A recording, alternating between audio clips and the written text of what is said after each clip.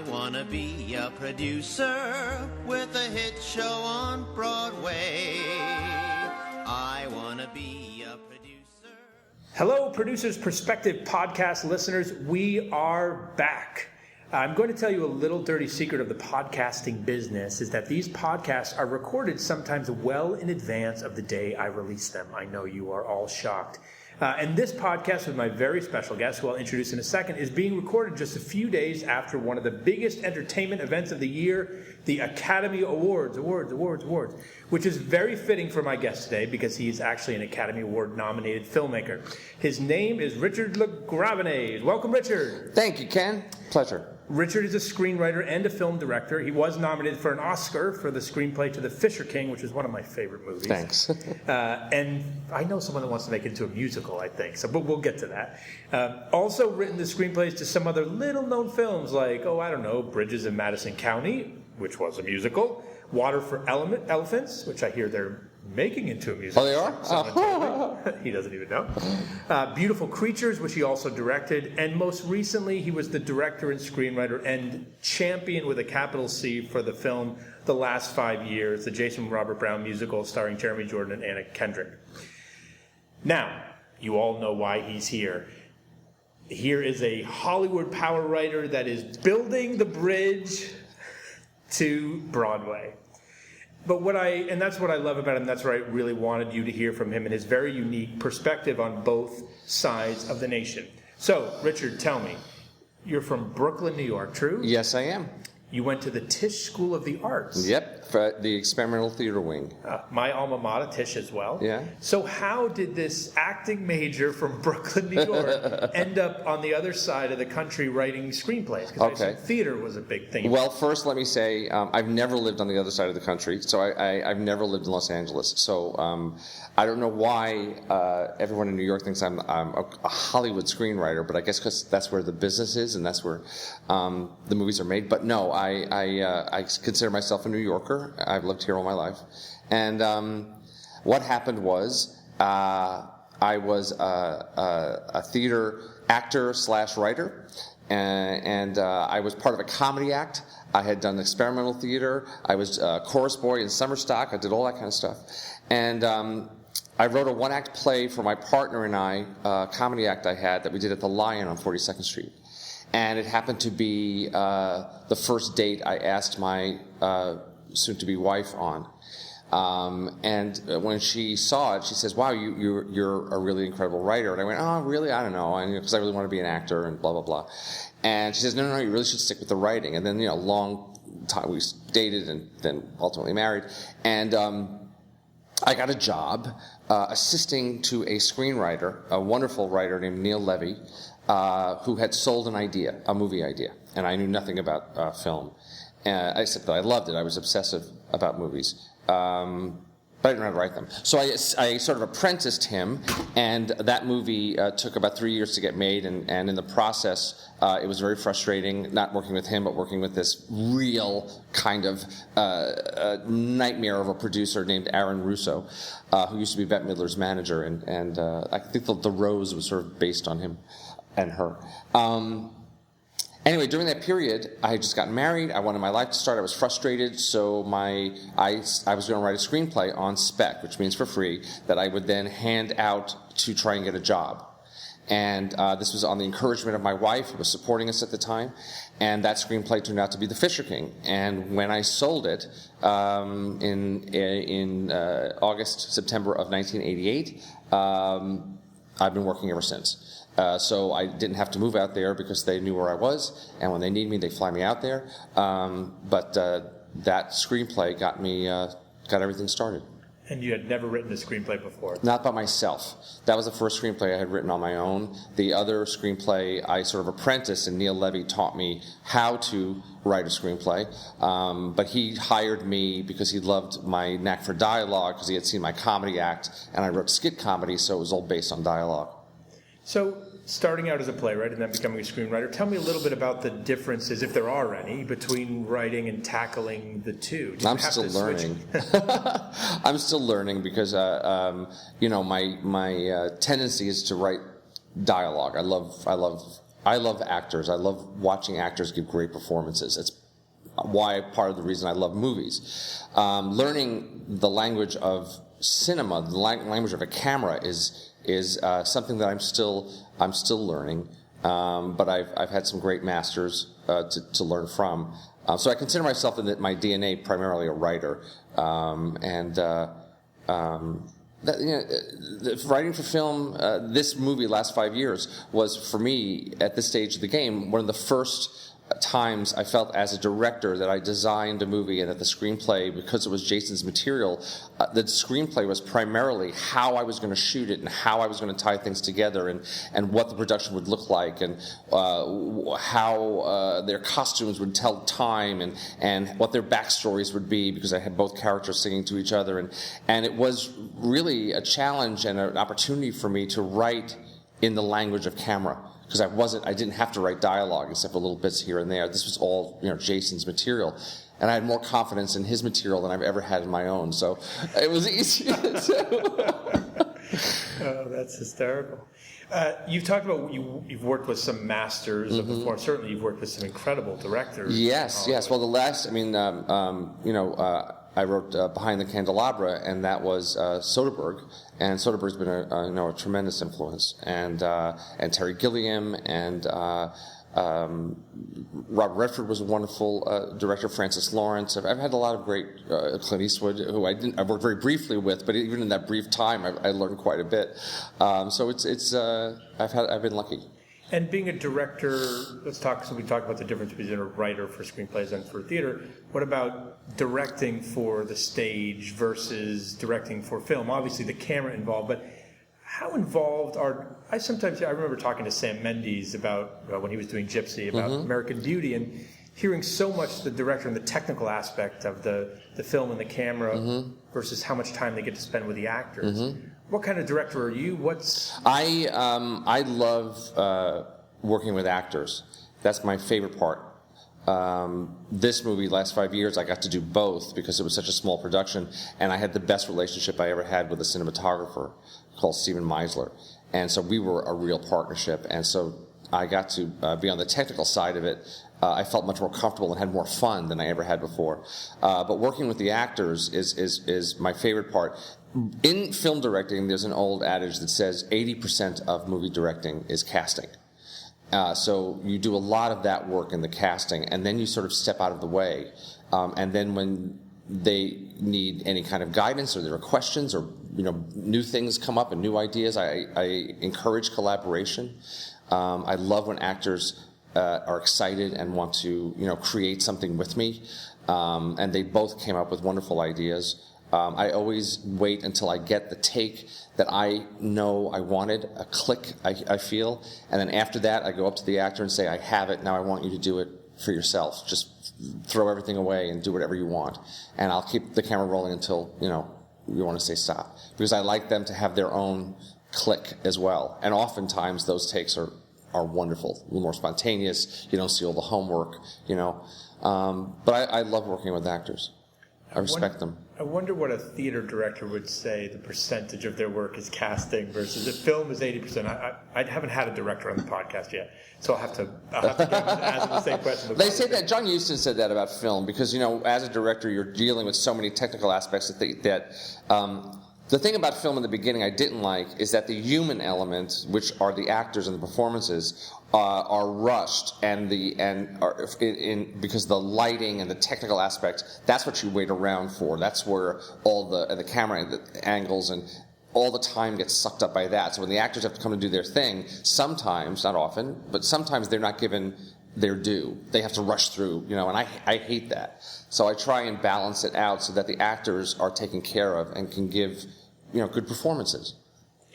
And let's talk about producers in Hollywood versus producers on Broadway. Certainly you've known both, you've worked with both. I've never really worked with New York producers. I mean theater producers. I know them as friends, but I've never worked with them. So I don't know that I can compare. And what's the relationship like in Hollywood with a producer? How are they as hands-on as? There are all kinds of producers. That's the thing. It's an interesting term. Some producers are great in development creatively. Some producers are great at playing the sort of three-card Monte game of how to get a movie through a system and dealing with studios. Some producers come up with ideas and buy books and then hire writers, and they have their own vision about what they want to do. Some producers find original material and then just encourage you to, they believe in you. They're all different kinds, and then there's some who just raise money and some who just manage the money. Producers are wide term. So let's talk about the last 5 years specifically. What drew you to it, or when did you first see it or hear about it? I never saw the original production. My friend Todd Graff, who wrote and directed a movie called Camp about Stage Door Manor, is a good friend, and I would say about 2004, 2005, he gave me the soundtrack because I kept hearing about it and I didn't know it, and I just fell in love with the score. I love the score. It's so honest and insightful and rich and heartbreaking and funny, and it became one of my top 10 favorite scores. And I just would listen to it over and over and over in between doing work, in between writing, and it became sort of a reward for me to sort of fantasize about making this into a little movie outside of the system. And slowly but surely, step by step, it became a reality. And did you know Jason? What was that first meeting like when you said, I want to make this into a movie? Well, it all started with, I was auditioning, I was holding auditions for a film in 2006, I believe, and Sherry Renee Scott came in, and the first thing I said, I just gushed over her about the last 5 years, and said to her, I've always had this little fantasy about making a little movie. And so she introduced me to her then husband, Kurt Deutsch. They have a company called Shikaboom Records. And Kurt had a similar idea. I did not know that, but he had an idea. And I said, I'd like to do this. And then he introduced me to Jason. And for a few years there, it was just the three of us. And Jason and I never believed it was actually going to happen. And Jason was living in L.A. at the time, so anytime I went out to L.A. for work, I would always sit up at lunch or something with him, and we'd just have fun. We would just talk about the script. I'd write it, in my spare time, and come up with ideas, and then he'd, say yes to this, no to that, try that, that's something different. He was wonderful to work with. He was just one of the funniest, smartest men. And this went on for a few years, and Kurt's determination to, make it happen, he kept on me no matter what else I was focused on, and it started to become a reality.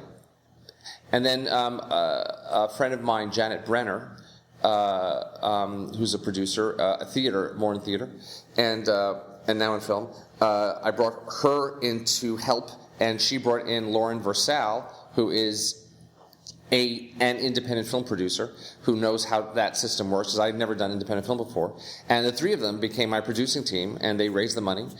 And somewhere along the way, before Pitch Perfect came out, Anna Kendrick, I met with Anna, who was my first choice, and she attached herself to the movie, which was lucky, because Pitch Perfect hadn't come out yet. I wanted her because she's Anna Kendrick, and because I loved Camp. I just thought she was perfect. And she loved, her favorite musical is Parade. So she knew Jason from Parade, and one thing led to another, and she read the script and heard the score, and thankfully attached herself to it, and we were able to raise money. What was the budget? I don't know if I'm allowed to say. It's in the low single digits. Yeah, amazing. That's what I was actually asked to invest in the original off-Broadway production of the last 5 years, which I passed on. And the funny thing is, I've known Jason for a year. Quick story is that he was my vocal coach when I was in college at Tisch. No, really? The story goes that I was literally my second day of class singing Why God Why from Miss Saigon, and I heard something from the accompaniment that I'd never heard before, an improvised something, and I was singing, and I turned and looked and saw this moppy-haired kid banging away at the piano, and I remember I can think back and go, that was the first time I ever heard genius coming from a person. Yeah. And I approached him after class, and I said, I would love to do something with you, and he was my vocal coach for a number of years. That's really cool. I was involved very, very early on with a lot of his stuff and saw it. So certainly I could see why the score would attract you. We just saw Parade the other night at Avery Fisher. It was unbelievable. Unbelievable. I was the company manager for the workshop of that when it went to Toronto, and being around it was just amazing. But in the score, his music, there's some things that gets you so inside your heart. But when I look to take a book or a movie and turn it into the theater, one of the questions we have to ask ourselves is, why the theater? What about this art form is a great way to tell this story? So here's something that was a very personal story to Jason, and done in a very theatrical way, two people telling their story. In monologues to the audience, not to each other. And in reverse different time zones, right. So you looked at this and heard this, and obviously were attracted to the score, but what was it about, I have a different way that can only be done on film? What was the well, because I hadn't seen it on stage, I listened to the score, and my imagination went into seeing the songs as playable scenes, as them singing to each other when that was necessary. That's just how my imagination went. Then I found out that it was a monologue piece, and then years later I started the Pasadena Playhouse for the first time, and I just couldn't help seeing it and being able to make it work. Look, I wasn't 100% sure, and I'm sure, and I'm sure. I know there are many people out there that for whom it doesn't work, but I wanted to see something I hadn't seen on film before. I'm at a point, and was at a point in my career where you just get so tired. I got tired of worrying about box office and trying to please everybody and trying to write something that appeals to a mass general public and not feeling like you're doing anything that you really love and that you really care about. And that's more personal. And even though I did not write this is a very personal material to me. I relate to it a great deal. And Jason has that power with his work. And so I wanted to do it for me. And creatively, it's just something that I needed to feed myself. And I knew that my theater tribe, my musical theater tribe, because my daughter is also a musical theater nut, and I know a lot of that generation through her, that they'd be interested. So if I could do this on a very, very small budget, I shot it in 21 days, that it would be a responsible, personal project. I wouldn't be wasting a lot of money, but I would do it the way I wanted to do it, without interference. I wanted to keep it in Jason's form. I didn't want to impose a screenplay on it because I felt that if we did it through a Hollywood studio, that's what they would have asked for. And it was the best time I ever had creatively, and I needed it. I needed to do that, something that I hadn't seen before. It was a risk, and I needed to take it. Since the Chicago Revolution, we've seen a number of...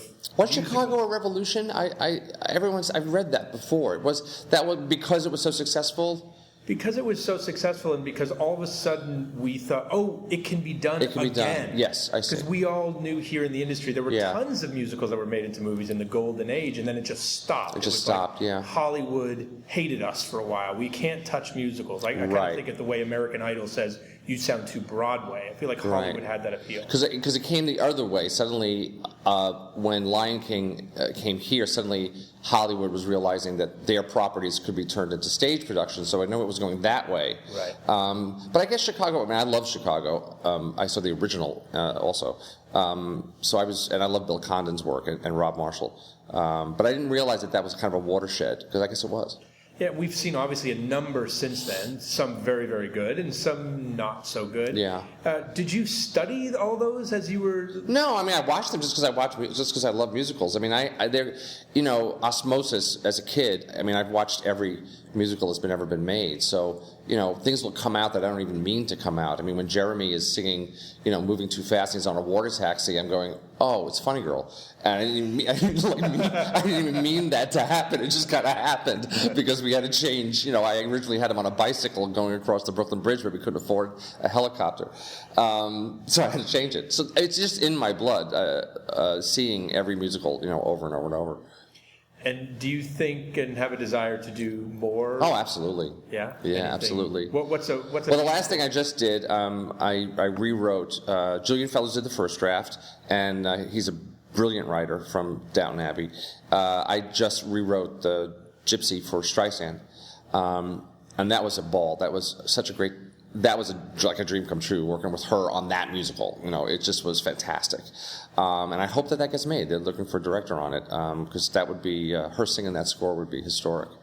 But it was such a great time. And also, working with Arthur Lawrence's book, it's such a great book. He did, you have to go back to it. You have to use that as your core in that. You can't stray too far from that. So that was that. I'm doing a musical. I'm writing one for the stage that I'm almost finished with the first draft on, and that Casey Nicolau and I are excited about. So I'm getting closer and closer to doing theater. More film musicals? Yeah, sure. There'd have to be something cool that I wanted to do. But I'm a little worried about working in a studio system where having this independence and doing it meant a lot. I wonder if it could work the other way. I don't know. For me personally, only me personally. Now, so you're starting to get more into theater and writing more theater, and you have a daughter, and she's a musical theater nut. Mm-hmm. If your daughter came to you and said one day, "Dad, I have a choice. I could have a successful career in Hollywood or a successful career on Broadway. Which one would you want her to choose?" Oh boy, I wouldn't presume to tell her.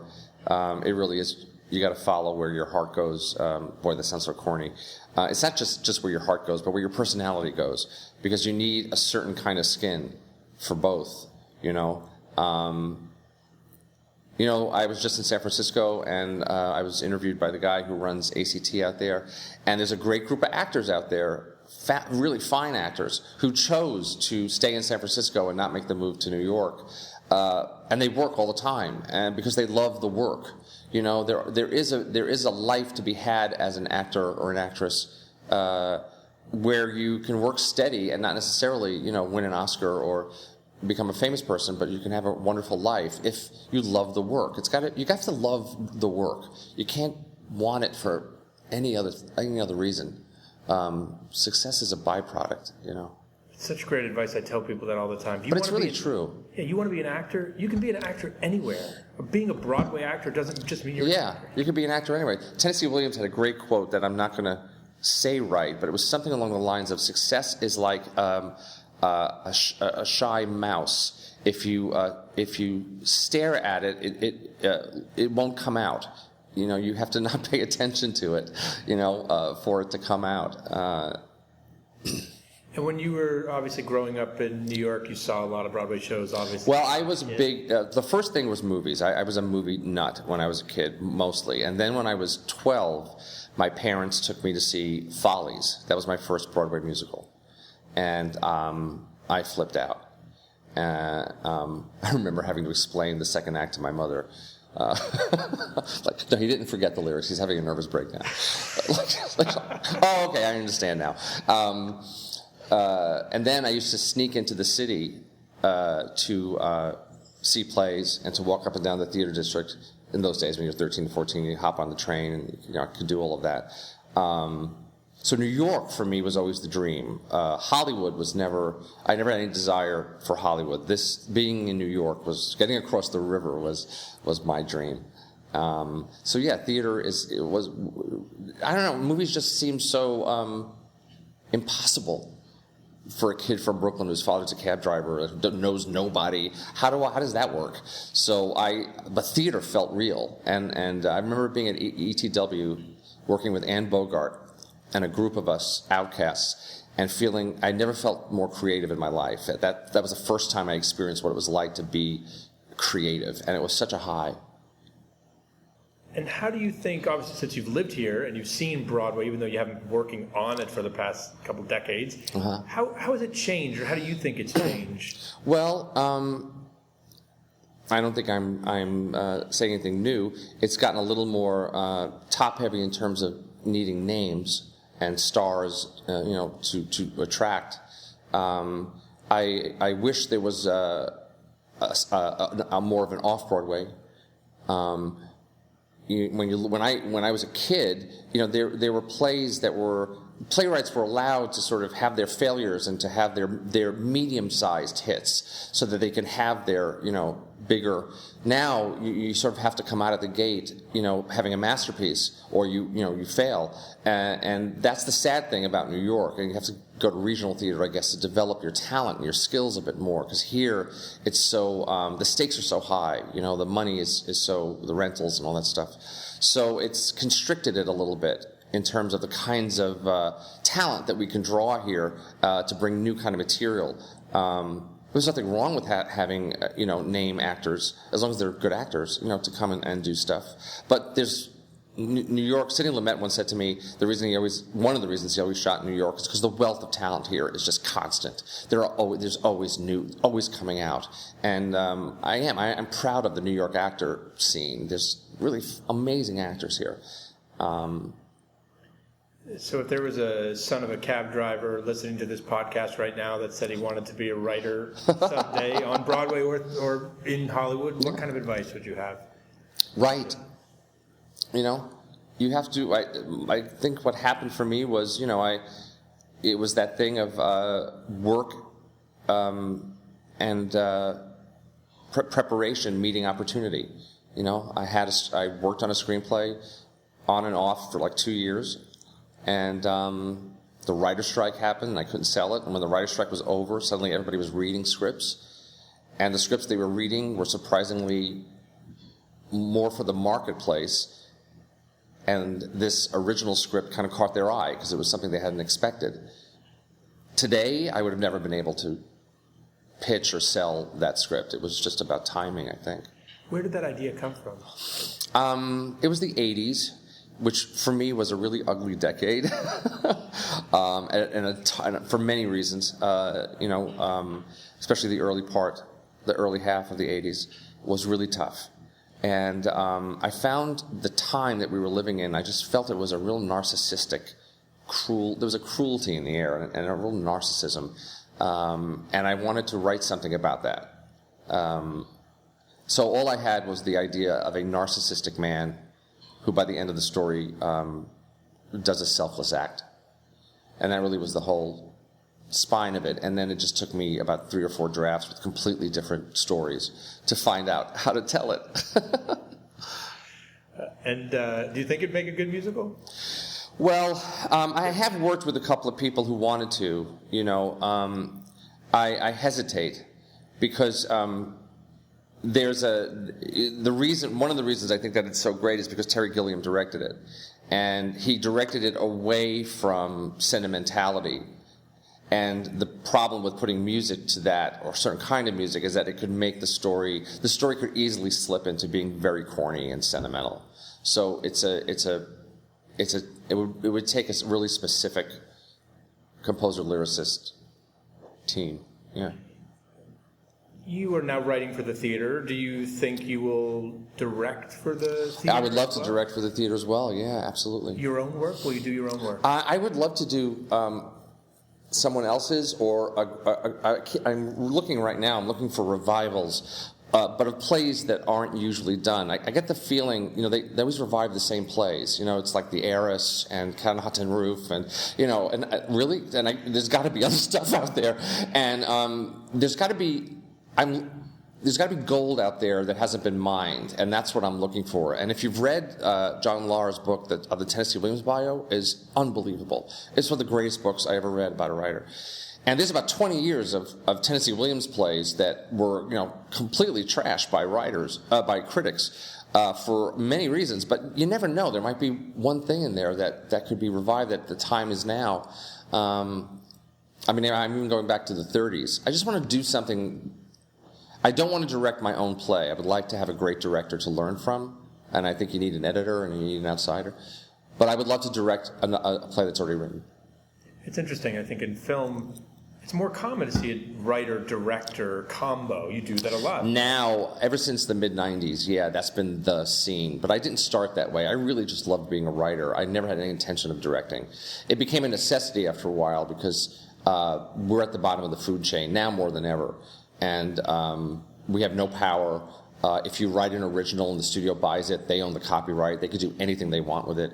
If you do an adaptation, they can do anything they want with it. Hire any director, rewrite the script, as they do often. So you have no control. And they don't really respect you as much as they do a director, because a director, when they say yes, a movie can happen. A writer just creates the thing. And then, of course, everybody's second job is writing, so everybody gives you notes from everybody, can tell you. No one tells producers or executives how to be executives, but they feel the need to tell us how to write. So it's a whole hierarchy that's difficult. It's just difficult. It's a massive difference in how the two industries treat their writers. Massive, yeah. In theater, the writer is and in television, is more the lead, is more in control of their work. I don't know why Hollywood, the film industry, doesn't respect us to do our job correctly, or they don't trust us. I don't know why. If we've proven ourselves, even after so many years, they still insist on telling us how to do what we do. So I'm sure there's been at least one point in your career where you sat back in a dark screening room and watched one of your films and been like, oh, God, that is not what I wanted up there. Oh, yeah. And how does that feel? It's a heartbreaker. For me, personally, it breaks my heart because I really fall in love with what I'm working on. And I've done mostly adaptations for Hollywood, and I only pick them because I fall in love with the material and I have some personal connection to them. So it hurts. It hurts. Is there a specific example of one that really disappointed you? Oh, yeah. Yeah. More than one. We'll leave it at that. And do you have a favorite of all the properties you've worked on today? Behind the Candelabra, I'm very, very proud of that one. And I love the way it turned out. And Matt and Michael, they weren't just fantastic actors who did an incredible job, but for the 4 years that we were trying to set up the script, because I wrote it in 2008 for Stephen, and no studio wanted it because they said it was too gay. All those years, Michael and Matt would publicly say that they were doing the movie, and that kind of loyalty, they're just wonderful, wonderful guys. It's confidence and strength like that from actors that changes. Oh my God, you never get that kind of thing. Oh, absolutely. The world. Oh yeah. Which that movie was helping to do. So yeah. Okay, one last question. I want you to imagine that you're granted one wish. Your fairy godmother comes down and says, "I'm going to give you one wish." Oh, it's dangerous. Yes, just one though. And you can change just one thing about Broadway or Hollywood. I'll give you both. I only give everyone else Broadway. But you work on both sides. You can change one thing, something that keeps you up at night, that frustrates you, whatever it is. Now, you can also think about this in terms of as a theater goer, because you see lots of shows here, but you can only change one, and with the snap of a finger, that fairy godmother will change it overnight. What would that one thing be?